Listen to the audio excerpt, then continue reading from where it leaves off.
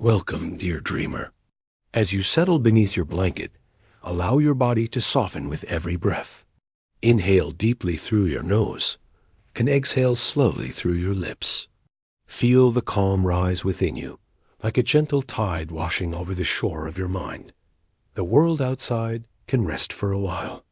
This is your time to drift, to dream, and to wander softly into a story woven from peace and starlight. The Autumn Circle of Kindness. It was a quiet Monday morning in the little town, where autumn had begun to drape itself over every corner. Golden leaves clung to the cobblestones, and the crisp air carried the fragrance of cinnamon, roasted chestnuts, and freshly baked bread. On the edge of the square stood a small bakery owned by Elias, a gentleman in his 50s with silver hair and flour always dusted across his apron. Elias had been baking since before dawn, as he did every day. He believed that bread, warm and fragrant, carried more than nourishment. It carried comfort, hope, and a reminder that life, no matter how busy, had sweetness woven into it.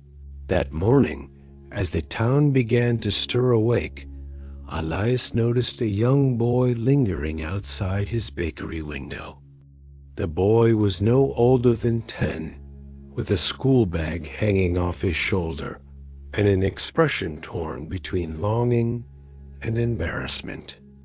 Elias recognized him as Samuel, the boy who often hurried past on his way to school. Today, however, Samuel stopped.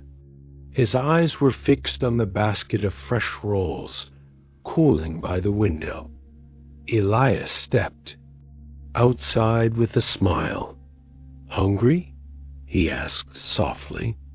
Samuel shuffled his feet and muttered that he had forgotten his coin pouch at home. Without hesitation, Elias handed him a warm roll wrapped in parchment. "No coin needed. Take this, and may it make your day a little brighter."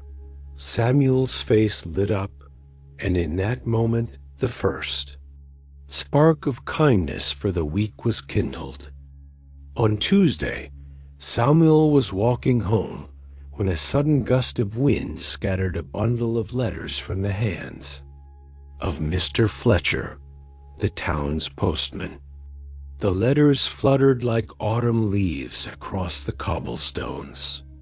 Without thinking, Samuel darted around, scooping them up before they were trampled or carried farther away.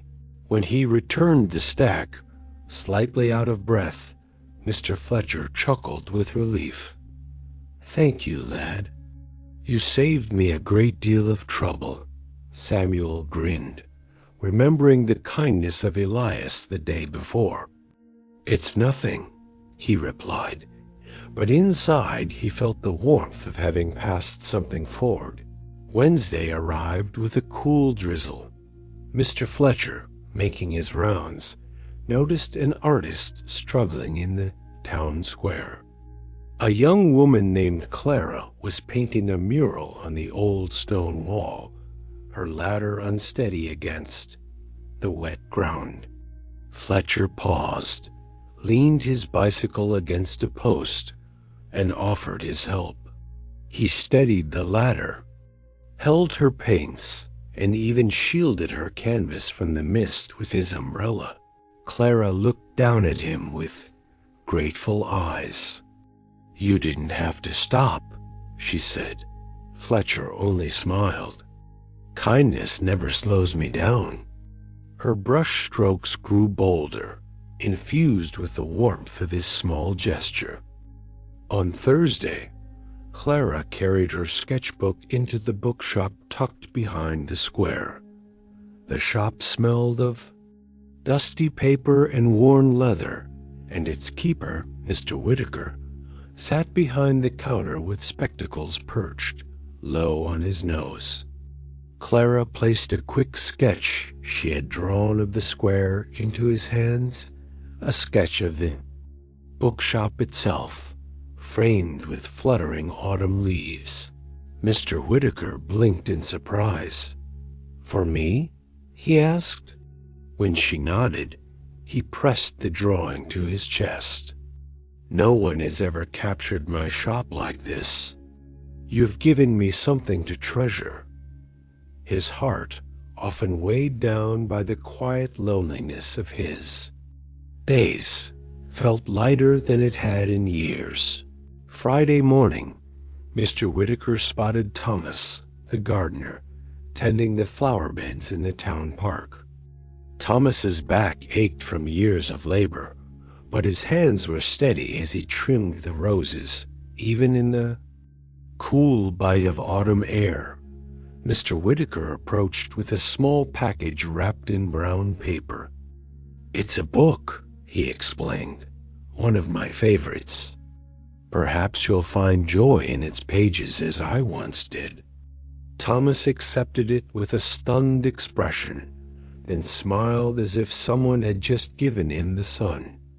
Books had always seemed like luxuries beyond his reach, and here was one, given freely. Saturday came with a burst of color. Thomas, inspired, gathered a bouquet of autumn flowers, mums, marigolds, and late roses, and carried them to the bus depot. He approached Marianne, the town's bus driver who had spent years ferrying neighbors through rain, snow, and endless mornings. She blinked in surprise at the flowers thrust gently into her hands. "For me?" she whispered. Thomas nodded. "For you.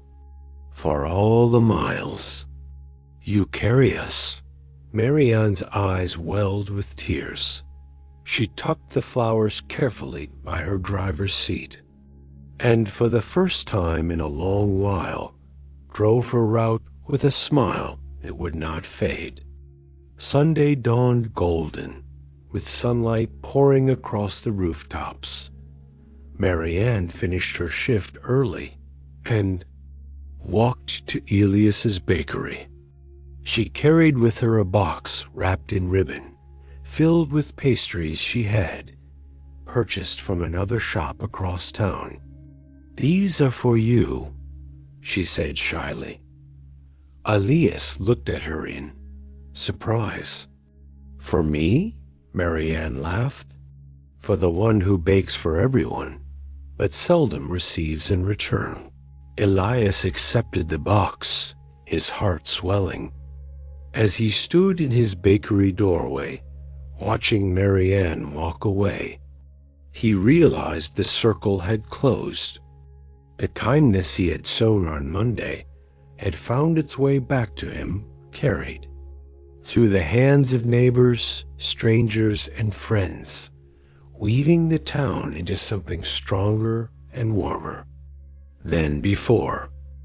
The week had been nothing extraordinary, just small acts, gestures almost invisible to the world. And yet, for those who lived them, each moment was a thread in the quiet tapestry of kindness. The town glowed not just with autumn's colors, but with the warmth of hearts turned toward one another. And as the leaves continued to fall, they carried with them the promise that kindness, once sown, always finds its way home.